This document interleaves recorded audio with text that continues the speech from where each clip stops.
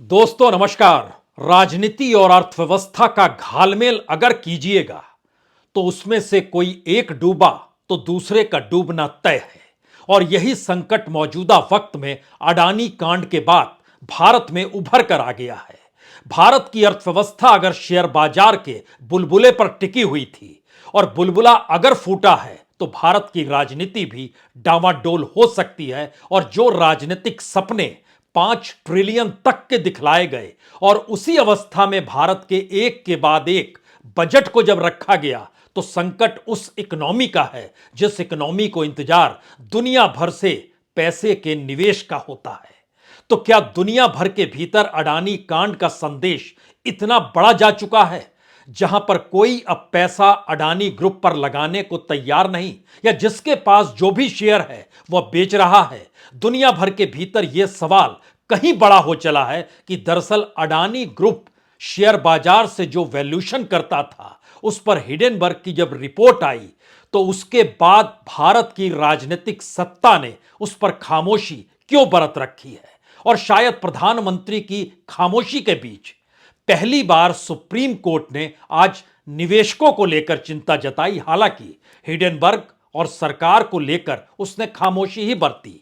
उसने खुले तौर पर कहा दरअसल शेयर बाजार सेंटीमेंट पर चलता है, इसलिए जो हम कह रहे हैं उसको खुला संवाद मानिए, अभी हम कुछ कह नहीं रहे हैं। लेकिन जो सुप्रीम कोर्ट ने कहा, जो अंतर्राष्ट्रीय तौर पर बैंकों का रुख है, और इस रुख के बीच मूडीज ने भी कल तक अडानीज की कंपनियों को स्टेबल में रखा था और आज उसने नेगेटिव कैटेगरी में लाकर अडानीज की 4 कंपनियों को ढकेल दिया। शेयर बाजार के भीतर आज भी अडानी ग्रुप के शेयर नीचे ही चलते चले गए, जबकि वो एडिशनल सर्विलांस में भी है। बावजूद इसके स्थितियां अनुकूल नहीं, बाहर से पैसा नहीं, देश के बीच राजनीति खामोश, और सुप्रीम कोर्ट अब फाइनेंस मिनिस्ट्री और सेबी से पूछ रहा है कि दरअसल कैसे निवेशकों का संकट खत्म हो या आने वाले वक्त में संकट दोबारा ना आए, कौन सा कदम किस रूप में उठाया जाएगा। तो क्या वाकई भारत के भीतर इकोनॉमी को लेकर अगर राजनीति ने 5 ट्रिलियन का जो सपना देखा, उस सपने के सबसे बड़े प्यादे या वजीर के तौर पर अडानी ही थे? बड़े बड़े पुल हो, बड़ी बड़ी सड़कें हो, बड़े बड़े हवाई अड्डे हो, बड़े बड़े बंदरगाह हो, बड़े बड़े पावर सेक्टर की अलग अलग योजनाएं हो, सब कुछ तो अडानी के हाथ में था। और माना यही जा रहा था कि अत्याधुनिक तरीके से इस देश में जब इंफ्रास्ट्रक्चर खड़ा कर दिया जाएगा तो उसमें पैसा लगाने की होड़ होगी, दुनिया भर से होड़ होगी। और एक लिहाज से देखिए तो एक के बाद एक सारे प्रोजेक्ट्स अडानीज के पास चलते चले गए और राजनीतिक तौर पर सपना यही पाला गया कि दुनिया भर से पैसा इन प्रोजेक्ट्स को लेकर आएगा। लेकिन अब तो शेयर भी बेच रही हैं विदेशी बैंक और विदेशी कंपनियां। तो इसका मसला क्या? और इन सब के बीच सुप्रीम कोर्ट में आज 2 पीआईएल पहुंची, दोनों को एक साथ जोड़ा गया। और जो सुप्रीम कोर्ट ने कहा, पहले आप उसे जरा समझिए। उनका कहना था कि दरअसल जो भी हम कहेंगे उसका असर हो सकता है शेयर बाजार पर पड़ जाए, इसीलिए सिर्फ यह एक खुला संवाद है। कोर्ट के सामने मामला लेकर जो आए वो चिंता का विषय जताते हुए लेकर आए, और उन्होंने हमारे भारतीय निवेशकों की सुरक्षा कैसे सुनिश्चित करते हैं, हमारा ध्यान सबसे पहले इस दिशा में गया। हालांकि पीआईएल कह रही थी कि भारत की छवि अंतर्राष्ट्रीय तौर पर खराब करने की कोशिश की गई है। हिडेनबर्ग की जो पूरी रिसर्च की रिपोर्ट है उस पर प्रतिबंध लग दिया जाए, उसका कोई मायने नहीं रखते हैं। और भारत के भीतर शेयर बाजार के मद्देनजर निवेशकों को सुरक्षा कैसे मिले, इसको लेकर इस पीआईएल की शुरुआत हुई। और उसमें सॉलिसिटर जनरल जो सेबी की तरफ से आए थे, क्योंकि सेबी ही निगरानी करती है शेयर बाजार की, तो बहुत साफ तौर पर उन्होंने कहा कि यह जो हुआ वह शॉर्ट सेलिंग था। संभवतः इसकी जांच सेबी भी कर रहा होगा, लेकिन कृपया अपने अधिकारियों को यह भी बताएं कि यह कोई जादू टोना नहीं है जो हो गया है। और छोटे स्तर पर होता तो कोई बात नहीं थी, बड़े स्तर पर यह हुआ है। जानकारी मिल रही है कि 10 लाख करोड़ रुपए इसमें निवेशकों के डूब गए हैं। और आज पूंजी भारत में निर्बाध रूप से आ रही है, जा रही है, यानी आवाजाही जो पूंजी की होती है वो एक लिहाज से हो रही है, लेकिन इस घटना के बाद यह सुनिश्चित होना चाहिए कि भारत के भीतर किसी निवेशक को कोई खतरा नहीं है और हर कोई इस दौर में बाजार में है। और बताया जब यह गया कि 10 लाख करोड़ रुपए से अधिक का नुकसान हुआ है, तो हम ये कैसे सुनिश्चित करें कि अब आने वाले वक्त में कोई खतरा किसी को नहीं होगा। सेबी ने कौन सा कदम उठाया, फाइनेंस मिनिस्ट्री कौन सा कदम उठा रही है, और जो इन्वेस्टर्स को प्रोटेक्ट करने के लिए मौजूदा वक्त में जो भी आपके पास इंफ्रास्ट्रक्चर है और अब जो रेगुलेटरी फ्रेमवर्क नया क्रिएट करेंगे या पहले से है, सारी चीजों को लेकर आप सोमवार के दिन यानी 13 तारीख को लेकर आए, तब हम आपसे बातचीत करेंगे। और सुप्रीम कोर्ट ने एक संदेश खुले तौर पर दे दिया कि अंतर्राष्ट्रीय तौर पर जो पूंजी की आवाजाही भारत में निर्बाध रूप से जारी थी, कहीं उस पर कोई संकट तो नहीं आ रहा है। क्योंकि एक संदेश लगातार दुनिया भर में है कि अडानी कांड के बाद अडानी के शेयर्स को लेकर और उनकी कंपनियों पर पैसा लगाने की स्थिति में कोई नहीं है। भारत के भीतर भी एलआईसी अब तैयार है अपने वरिष्ठ अधिकारियों के साथ सीधे बात करने के लिए कि वह अब उसमें इन्वेस्ट करे या नहीं करे, लेकिन जो जानकारी निकल कर आ रही है उसमें अब वो तुरंत इन्वेस्ट करने की स्थिति से हाथ पीछे खींच चुकी है। और बातचीत, इससे पहले इन्वेस्टमेंट टीम की बातचीत जरूर हुई अडानी ग्रुप के साथ, लेकिन अब शीर्ष प्रबंधन बातचीत करने को तैयार हो रहा है। और उसका सवाल एक ही है कि दरअसल आप संकट से उबरेंगे कैसे, खास तौर से जब अंतर्राष्ट्रीय तौर पर पूंजी की आवाजाही रुक गई है, तब आप क्या करेंगे। और इस सवाल का जवाब शायद भारत में किसी के पास नहीं है, क्योंकि राजनीति और इकोनॉमी जब दोनों मिला दी गई और इकोनॉमी में भी एक दो प्यादे ही बड़े नजर आ रहे थे और उन्हीं के हाथों पूरी चेन दे दी गई, तो अब संकट यह है कि उस पॉलिटिक्स का क्या होगा जो इस देश के भीतर में एक गुलाबी फूल की तरह महकती हुई खुशबू के साथ इकोनॉमी को परोस रही थी और 5 ट्रिलियन का सपना दिखा रही थी। इसी बजट में 10 लाख करोड़ रुपए इंफ्रास्ट्रक्चर पर देने का जिक्र है। रेलवे पर सबसे ज्यादा 2,40,000 करोड़ देने का जिक्र है। यह सारे काम सरकार नहीं करेगी, यह पीपीपी मॉडल के तहत होगा या कॉरपोरेट की एंट्री होगी। अब अगर इस परिस्थिति में सरकार के सामने मुश्किल यह आ गई कि उनके अपने प्यादे फंस गए, तो फिर काम कैसे होगा। तो क्या उस इकोनॉमी के आसरे जिसमें कुछ पैसा यहां का लगाइए, बड़े कॉरपोरेट को उसके साथ जोड़िए और विदेशी पूंजी को अट्रैक्ट कीजिए जो यहां पर पूंजी लगे, और उसके बाद भारत मजबूती के साथ आगे बढ़े। क्या खतरा इस पर भी मंडराने लगा है कि क्या वाकई बाहर से पैसा नहीं लगेगा। यह सवाल इसलिए कहीं ज्यादा महत्वपूर्ण है क्योंकि एलआईसी की अपनी रिपोर्ट अगर देखिए, जो कल रिपोर्ट आई, अभी भी वो घालमेल की स्थितियों में है। उसने क्वार्टर 3 का मुनाफा बताया 8,334 करोड़। ये जो है अक्टूबर से दिसंबर तक के क्वार्टर का मुनाफा दिखाया, लेकिन जो पिछले बरस इसी दौर में सिर्फ 234 करोड़ रुपए दिखलाए। यानी कल्पना कर सकते हैं, पिछले बरस जब आईपीओ लेकर आए थे, अगर उस वक्त यह बात सामने आती कि मुनाफा सिर्फ 234 करोड़ का है, तो आज की तारीख में एलआईसी पर पैसा कौन लगाता। तो इसके मतलब 2-3 निकाले जा सकते हैं कि इस बार मुनाफा दिखाना था क्योंकि बाजार घायल है। अडानी ग्रुप पर जितना 36, 37, 38 हजार करोड़ रुपए लगा चुके हैं, उसमें हाथ पीछे नहीं खींच सकते हैं। अब खींचने का जिक्र जरूर शुरू हो गया है। कुछ इसी तर्ज पर एसबीआई है, इसी तर्ज पर पंजाब नेशनल बैंक भी है। सवाल यह है कि भारत के भीतर उतनी पूंजी नहीं है जो इस शेयर बाजार को संभाल पाए।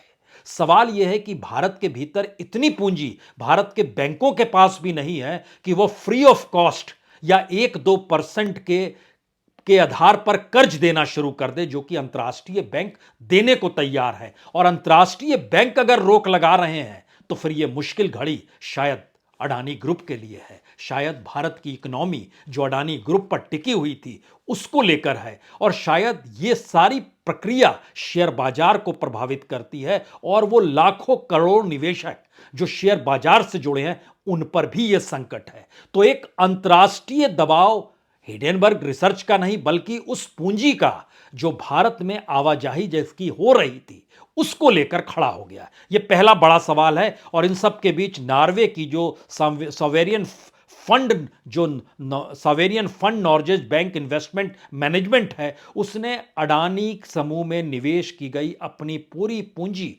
निकाल ली। पूंजी निकाल ली यानी सारे शेयर बेच दिए। और यह दुनिया का सबसे बड़ा सोवेरेन फंड है, अपने तौर पर 1.3 ट्रिलियन डॉलर का है। और भारतीय बाजार में जो पूंजी है उसका करीब 40% लगा हुआ है। तो इस फंड ने अडानी समूह में 200 बिलियन डॉलर के शेयर जो खरीदे थे उसको बेच दिए। यह पहला सवाल। दूसरा सवाल इससे जुड़ा हुआ उस इकोनॉमी का है जो पॉलिटिक्स के आसरे चलती है। लेकिन अगर आज भी आप शेयर बाजार देखें तो अडानी इंटरप्राइजेस 3.78% नीचे, अडानी विल्मर 1.21% नीचे, transmission Adani, Adani total gas, Adani power, Adani green energy 5% नीचे, सभी 5-5% नीचे, एनडीटीवी 3.74% नीचे, एसीसी सीमेंट 1.77% नीचे। और इन सब के बीच नॉर्वे ने भी 1.35 ट्रिलियन का जो हम सॉवरेन बॉन्ड कह रहे हैं, अगर उसने निकाल लिया तो उसका कितना पूंजी लगी हुई थी अडानी की कंपनियों में, या इससे समझिए कि टोटल गैस में तकरीबन 83.6 मिलियन डॉलर, जो ports and special economic zone है उसमें तकरीबन 63.4 मिलियन डॉलर, और ग्रीन एनर्जी में तकरीबन 52.7 मिलियन डॉलर। तो राजनीति और इकोनॉमी का गठजोड़, और इकोनॉमी के आश्रय राजनीति चलाना, राजनीति के आश्रय इकोनॉमी को हाँकना, इस परिस्थिति में भारत पहली बार उस स्थिति में आकर फंस गया है जहां सुप्रीम कोर्ट को भी उस शेयर बाजार को लेकर सेबी की तरफ देखना पड़ रहा है जिस वक्त देश की राजनीतिक सत्ता खामोश है, प्रधानमंत्री कुछ कह नहीं रहे हैं। इससे पहले के दौर में जब आप चले जाइएगा, जब जब शेयर बाजार का मामला सुप्रीम कोर्ट तक पहुंचा है, वो दर्जनों मामले हैं जब पहुंचे हैं, लेकिन उस पर राजनीतिक सत्ता की टीका टिप्पणी आई है, उसकी प्रतिक्रिया आई है। पहली बार सरकार की तरफ से कोई प्रतिक्रिया नहीं है, और अडानी शब्द से भी सत्ता ने परहेज कर ली है। उसके बावजूद अगर पीआईएल होकर सुप्रीम कोर्ट पहुंच रहा है तो सुप्रीम कोर्ट भारत की राजनीति को भी संभाले और इकोनॉमी को लेकर शेयर बाजार को भी संभाले। तो इस चेक एंड बैलेंस की स्थिति में आज उन्होंने सेबी से पूछा, बताइए तो सही आप कैसे रेगुलेट करते हैं। फाइनेंस मिनिस्ट्री से पूछा, क्योंकि एक लंबी फहरिस्त इस दौर में निकल कर आई कि जो आप दुनिया भर के भीतर मैसेज अपनी इकोनॉमी का देते हैं, उसमें फिर ऐसा क्यों हो गया कि बार्कलेज बैंक ने भी निवेश अब कम करते करते बंद करने तक की स्थिति में लाकर खुद को खड़ा कर दिया।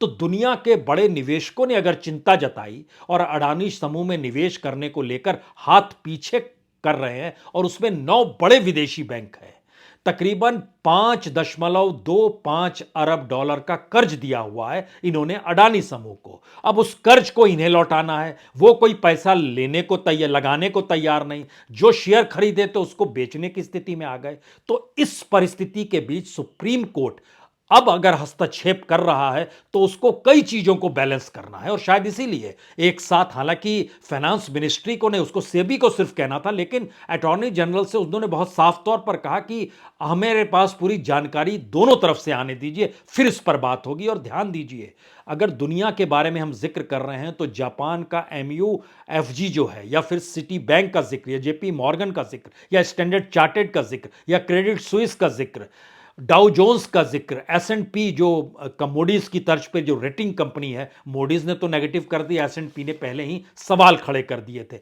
अब इस परिस्थिति में अगर लोन देना बंद सब कर चुके हैं, पैसा कोई लगा नहीं रहा है, और उस पर ही भारत की इकोनॉमी का पॉलिटिकल दांव है, तो होगा क्या?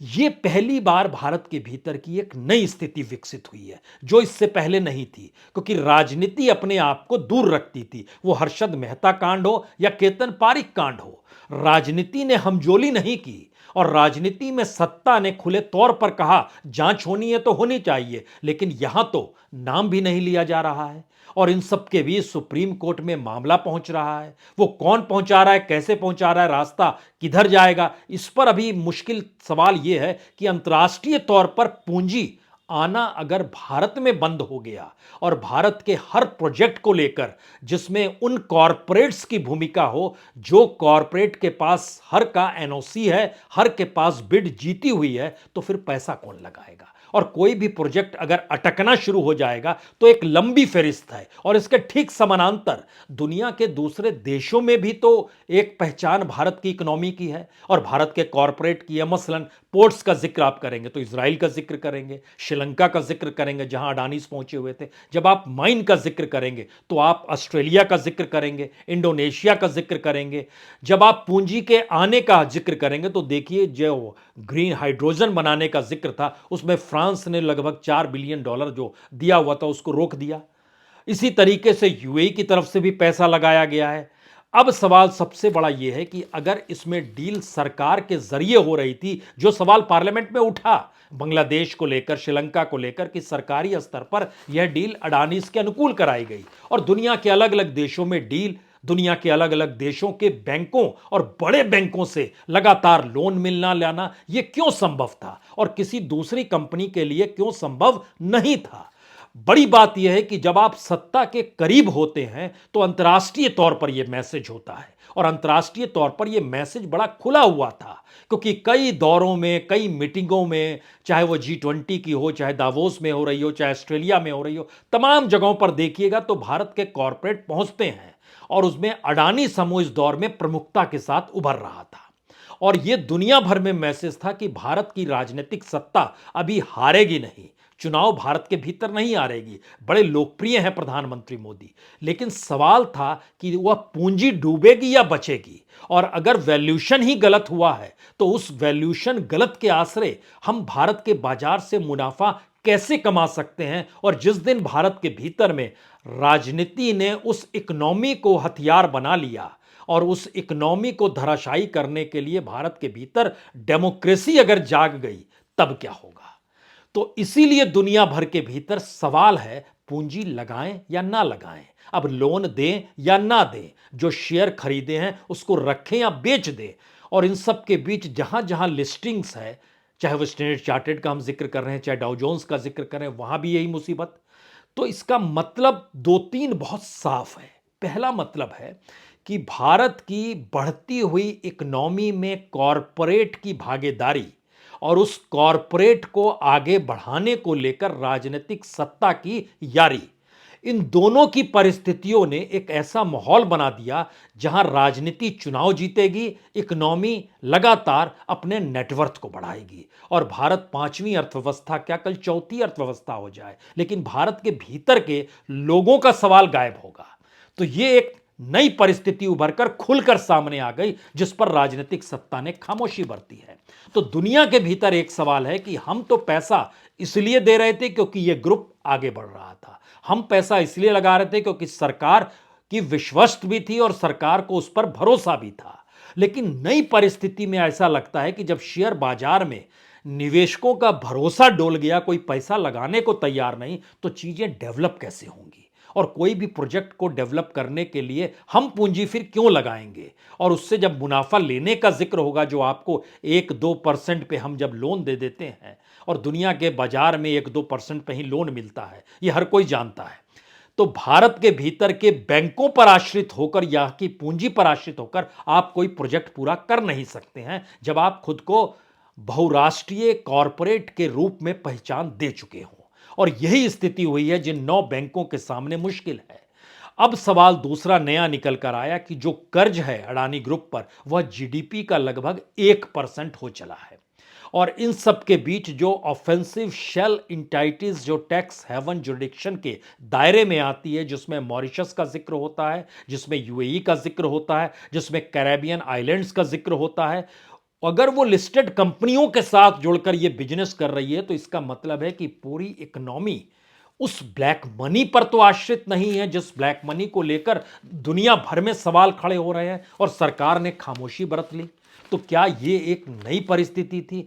इसमें एक दो चीज और जरा समझने की कोशिश करते हैं, क्योंकि अब मैसेज जो निकल कर आ रहा है उसमें यह भी जानकारी आई, जो कि ब्रिटिश अखबार ने छापी है, कि अडानीज ग्रुप ने अमेरिका की जो टॉप मोस्ट लॉ फर्म है वास्टेल, उसके एक एडवोकेट से संपर्क किया है कि इन परिस्थितियों से निकलें कैसे।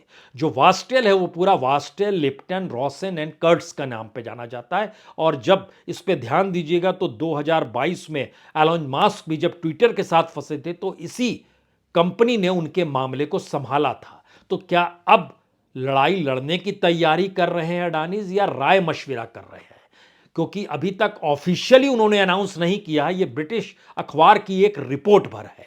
दूसरा सवाल, सरकार के सामने बड़ा सवाल है कि जिस शेयर मार्केट के आश्रय अपने इकोनॉमिक ग्रोथ को वो बता रही थी, अगर उस शेयर बाजार को उसने नहीं बचाया और निवेशक जो शेयर बाजार के जरिए ही पैसा लगाते हैं और इन सब के बीच भारत के भीतर में जो बैंकों पर जमा पैसा होता है और बैंक इस दौर में म्यूचुअल फंड या एसआईपी के जरिए जो आम जनता का पैसा शेयर बाजार में लगाते हैं, उसको लेकर अगर देश के भीतर सवाल शुरू हो गए तो सरकार जवाब क्या देगी?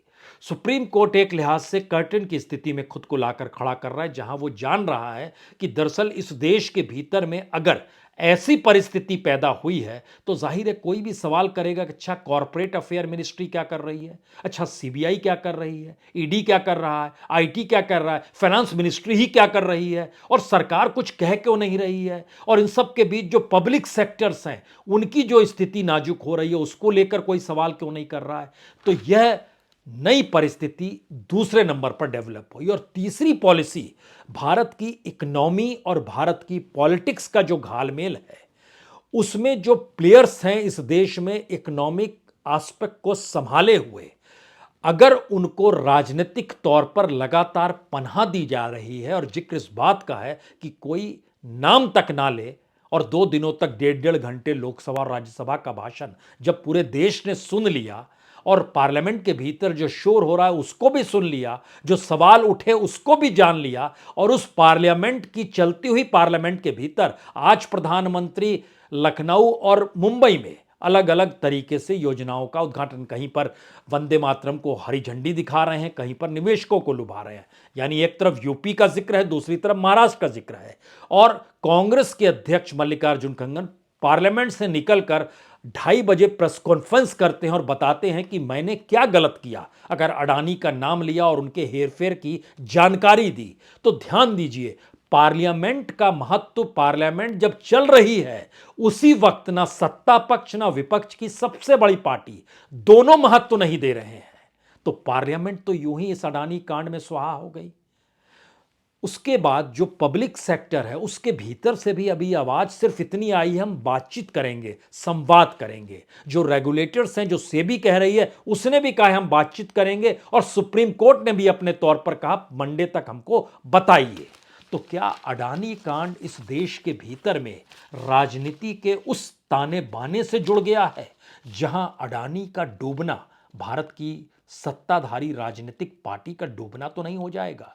यह सवाल आखिर का इसलिए महत्वपूर्ण है क्योंकि ऐसा कभी नहीं हुआ कि 10 लाख करोड़ का आंकड़ा सुप्रीम कोर्ट दे कि इतना डूब गया और सत्ता माने ही नहीं और खामोशी बरते और कहे अच्छा वो शेयर बाजार का मसला है, उससे हमारा कुछ भी लेना देना नहीं है। तो जरा इस पूरी प्रक्रिया के भीतर गौर आखिर में सिर्फ इतना कीजिए कि अंतर्राष्ट्रीय तौर पर अगर पूंजी की आवाजाही भारत के भीतर गड़बड़ियों को लेकर रुक जाए और भारत के भीतर की राजनीति उस गड़बड़ी की पूंजी के आश्रय जो ख्वाब दिखा रही है वह भी टूट जाए, तो फिर दिशा क्या होगी और दशा क्या होगी? सोचने की जरूरत है। बहुत बहुत शुक्रिया, बहुत बहुत शुक्रिया।